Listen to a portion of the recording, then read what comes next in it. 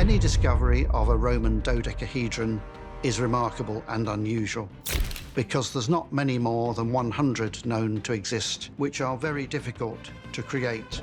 The craftsmanship that it would take to make a bronze Roman dodecahedron would have been very challenging for a metal artisan to make at the time. For centuries, the Roman dodecahedron was written off as an unexplained curiosity, until Oxford's radiochemistry lab ran one final isotope analysis and everything stopped. No Roman emperor documented it, no scholar described it, no military manual listed it. When you first looked at it, you said it's so complicated to look at. But when you hold them in your hand, it's not as complicated. Yet this precisely cast bronze object was found deliberately sealed in the earth, like something that wasn't lost, but erased. What scientists pulled from inside that hollow chamber will reshape everything you thought you knew about Rome and what it was willing to bury. There is still a huge amount of mystery around these very peculiar objects. The impossible object. Here's the thing about Roman dodecahedra. They shouldn't exist like this. They are small, hollow bronze objects with 12 perfectly formed pentagonal faces. Each face has a circular hole punched through it. At every corner sits a small, rounded knob carefully cast, and in many cases individually solared. Nothing about them looks accidental. Nothing about them looks decorative. And yet, not a single Roman record ever mentions them. Not one emperor documented them. Not one scholar described them. Not one military manual listed them. Think about what that means. The Romans recorded everything: tax receipts, grain shipments, the cost of sandals in provincial markets. Pliny the Elder wrote an encyclopedia cataloging the entire known world, and yet this object, this precisely crafted bronze shape that required expert metallurgy to produce, received complete silence. As of today, archaeologists have confirmed just over 130 examples across Europe. That number alone is strange. Roman manufacturing produced things by the thousands, not dozens, but even stranger is where they appear. Every single one has been found in the outer provinces of the empire: Britain, Gaul, Germania, the Low Countries. Not one has ever been recovered from Rome itself. Not one from Italy, not one from the eastern provinces. Dr. Patricia Ashworth, a Roman material culture specialist at Cambridge, spent 11 years mapping their distribution patterns. The geographic clustering, she wrote in a 2019 paper that was quietly rejected by 3 major journals, is statistically impossible to explain through random loss. Something about these objects was regionally specific, or regionally hidden. The craftsmanship raises even more questions. Most Roman dodecahedra were cast as single bronze pieces using the lost wax method, a process requiring high temperatures, expert metallurgical control, and significant material investment. Their interiors are completely hollow. No fittings, no mechanical components, no residue consistent with everyday use. They are too fragile to be weapons, too complex to be toys. Too inconsistent in size to be standardized measuring tools. No two share the same hole dimensions. No two are the same proportions. Each one appears to have been individually made. Someone invested serious resources into creating these objects across the entire Roman frontier. And despite thousands of Roman reliefs showing tools, rituals, weapons, and daily life in extraordinary detail, not a single image anywhere depicts a dodecahedron. No carving, no fresco, no mosaic. Silence in Roman records usually meant one of two things. Either something was so common it didn't need documentation, or it was so dangerous it couldn't be documented. Given what was burned inside these objects, the second option is looking far more likely. The theories that collapsed for decades, mainstream archaeology offered comfortable explanations. None of them survived serious scrutiny. Dr. Heinrich Müller of the University of Vienna spent much of the 1990s promoting the military rangefinder theory. Soldiers supposedly used the dodecahedra to estimate distance by aligning specific holes and gauging how much of a target remained visible. It was logical, it was elegant, it was completely wrong. The holes on different dodecahedra vary so dramatically in size that no standard calibration exists between artifacts. Not a single example has ever been found alongside range tables, carrying cases, or ballista equipment. Their distribution doesn't match known Roman military deployment patterns.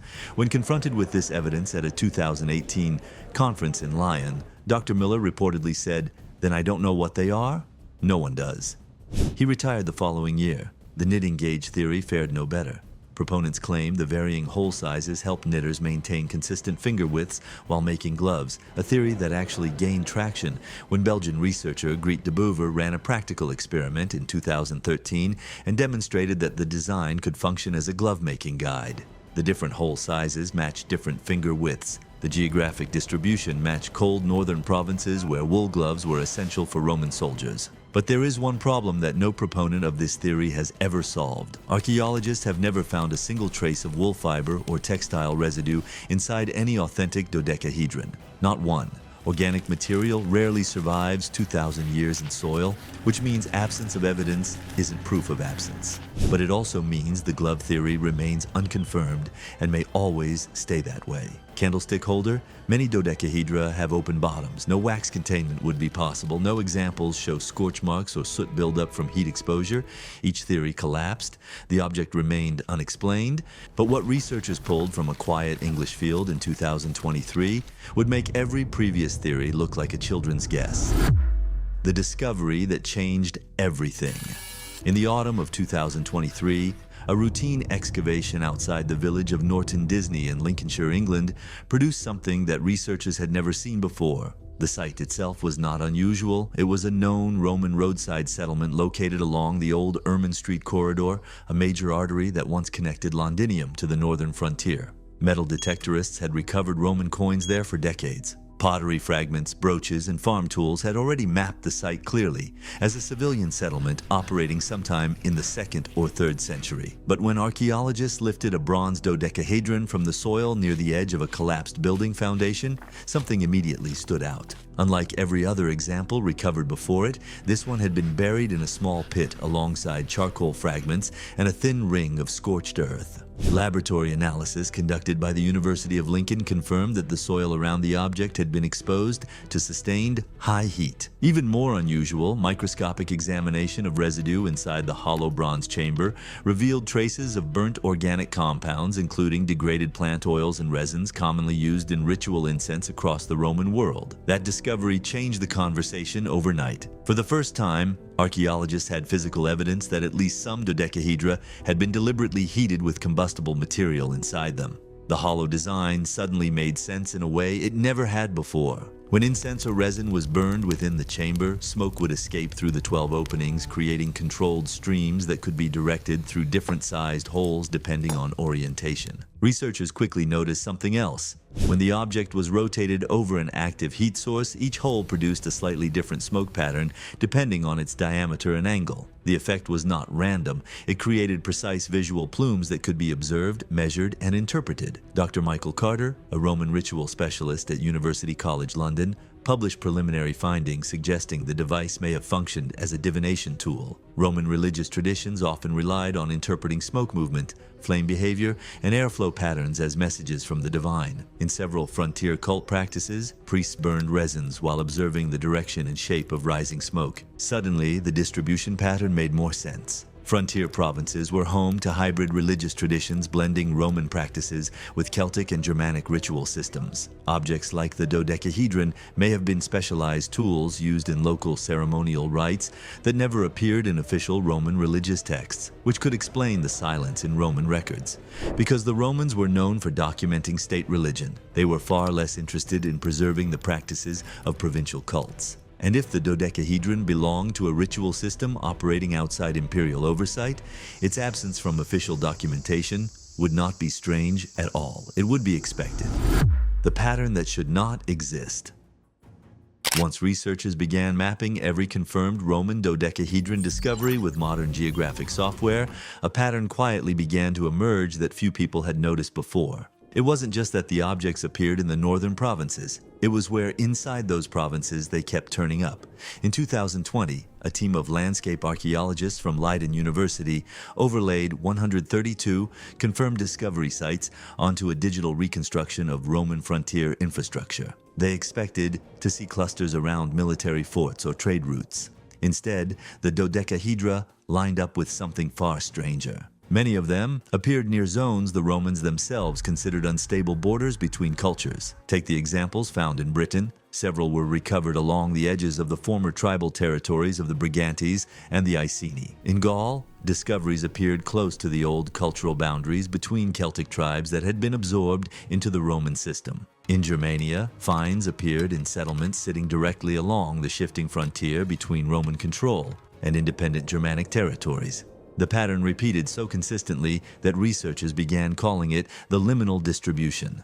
Liminal spaces were areas where worlds overlapped, where cultures met, where belief systems blended, where Roman authority weakened and local traditions quietly survived beneath the surface. And suddenly the dodecahedron started to look less like a random artifact and more like a tool used specifically in those unstable cultural zones. One discovery in Tongeren, Belgium, pushed this idea even further. In 1995, archaeologists excavating a Roman house uncovered a bronze dodecahedron buried beneath the floor near the building's entrance. The object was not lost. It had been placed deliberately during construction. Roman builders sometimes buried coins or small objects beneath structures as foundation offerings meant to protect the building. But coins were common ritual deposits. Dodecahedra were not, which raises a possibility few scholars were comfortable discussing openly. If these objects were used in frontier rituals connected to protection, prophecy, or communication with local deities, their presence at cultural boundaries may not be accidental. They may have been tools designed specifically to mediate between the Roman world and the unknown forces beyond it. The star connection. Few researchers talk about. There is another theory that has been quietly gaining attention among a small group of Roman astronomy historians, and it starts with a simple but unsettling observation. The Roman dodecahedron has 12 faces. That number was not random in the ancient world. To Roman and Greek scholars, 12 represented the structure of the heavens, 12 zodiac constellations, 12 divisions of the sky through which the sun moved during the year, 12 months that structured agricultural life and religious festivals. For a culture obsessed with celestial timing, the number 12 carried enormous symbolic weight. In 2017, Dr. Amelia Grant of the University of Durham began testing a strange possibility. She suspected that the varying hole sizes in the dodecahedra might correspond to specific viewing angles in the sky. Using a reconstructed bronze replica and astronomical simulation software, her team began aligning different holes with the horizon during key seasonal events. What they discovered was unexpected. When one specific hole alignment was positioned toward the rising sun during the spring equinox, the opening framed the exact angle of the sunrise above the horizon in northern Europe. Rotate the object slightly, and another pair of holes aligned with the sun's height during the autumn equinox. The varying diameters were not random. They allowed observers to view celestial bodies through different angular fields. In other words, the object could function as a crude astronomical sighting device. This might explain something archaeologists had long struggled with. The dodecahedra appear almost exclusively in the northern provinces, where seasonal sunlight changes dramatically throughout the year. Farmers in those regions relied heavily on accurate seasonal timing to plant crops, prepare livestock, and anticipate winter conditions. But here is where the theory becomes more unsettling. If the object was used to observe solar angles, it was doing so with a level of geometric precision that would require a deep understanding of horizon astronomy. Roman scholars certainly studied the heavens, but such instruments would normally appear in written texts, observatories, or scholarly contexts. Instead, the dodecahedra appear in rural settlements, frontier villages,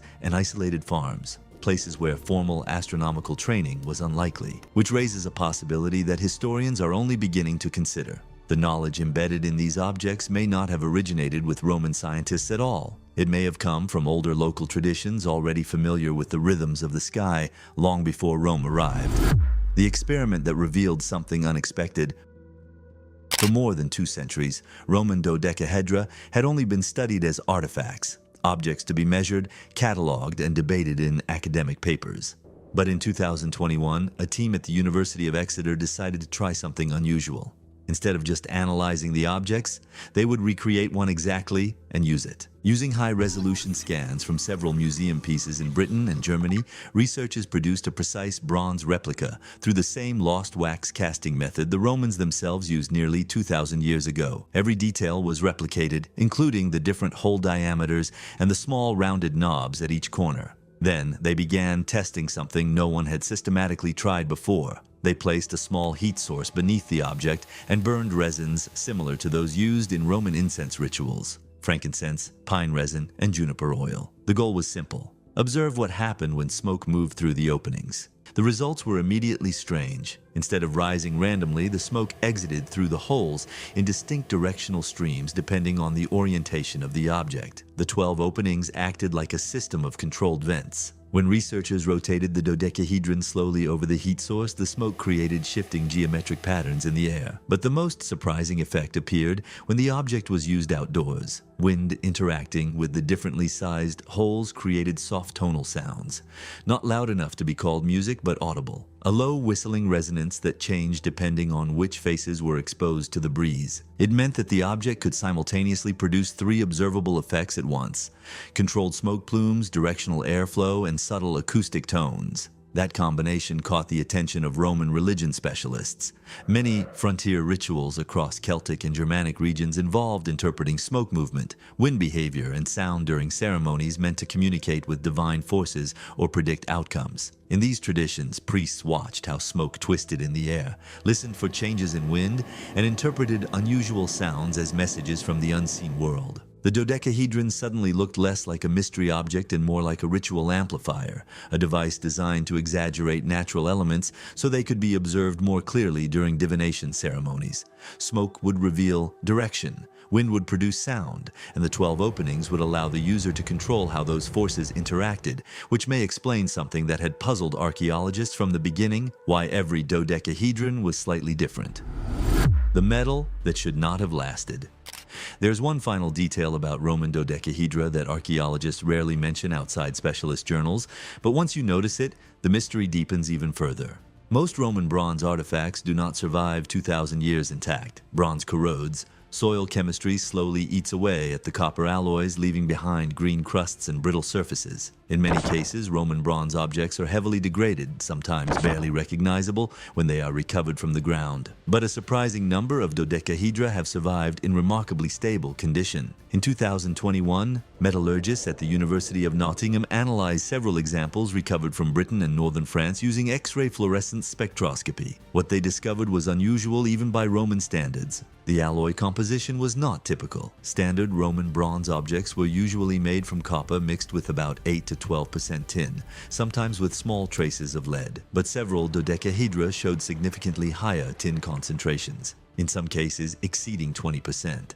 That matters because high tin bronze behaves differently. It becomes harder, more brittle, and far more resistant to corrosion. Producing it also requires extremely careful temperature control during casting. If overheated, the alloy separates. If cooled improperly, it cracks. In other words, it is not the kind of metal mixture you would casually use for decorative objects or toys. It requires skilled metallurgical work and careful resource investment.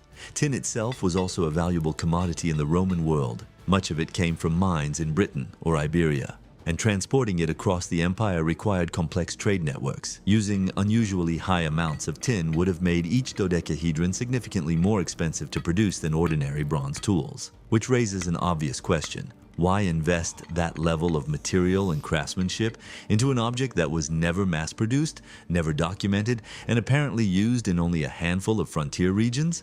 One possibility is durability. If the object was meant to withstand repeated heating, ritual burning of resins, or outdoor environmental exposure, the harder alloy would protect it from warping or melting under sustained heat. But there is another possibility that historians are beginning to consider. Objects connected to ritual practice in many ancient cultures were deliberately made from specialized materials to distinguish them from everyday tools. Harder metals, rare alloys, or unusual construction methods often signaled that an item belonged to a sacred or restricted function. The dodecahedron may have been designed not just to work in a specific way, but to survive for generations of use. And the fact that so many have endured 2,000 years underground suggests that the Roman craftsmen who made them succeeded. Drop your theory in the comments and subscribe, because we're just getting started.